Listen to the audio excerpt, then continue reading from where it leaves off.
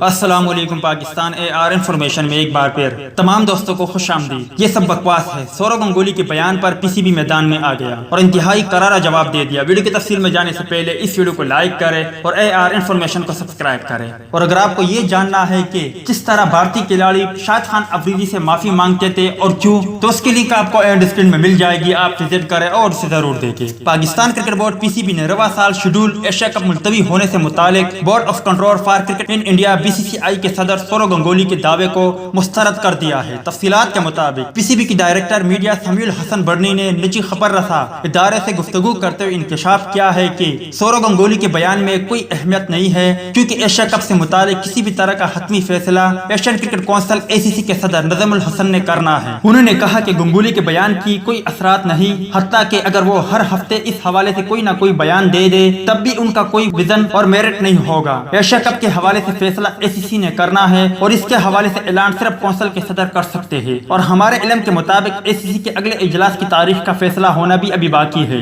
واضح رہے کہ بھارتی کرکٹ بورڈ کے صدر سارو گنگولی نے دعویٰ کیا تھا کہ رواں سال ایشیا کپ کا انعقاد نہیں ہوگا کیونکہ کورونا وائرس کے باعث سے منسوخ کر دیا گیا ہے۔ تو دوست یہ تھی ایشیا کپ کے حوالے سے کچھ اپڈیٹ۔ ویڈیو اچھی لگی ہو تو لائک کرے، بری لگی ہو تو پھر بھی لائک کرے۔ ملتے ہیں کسی نیکسٹ ویڈیو میں، تب تک کے لیے اجازت دیجیے۔ اللہ حافظ۔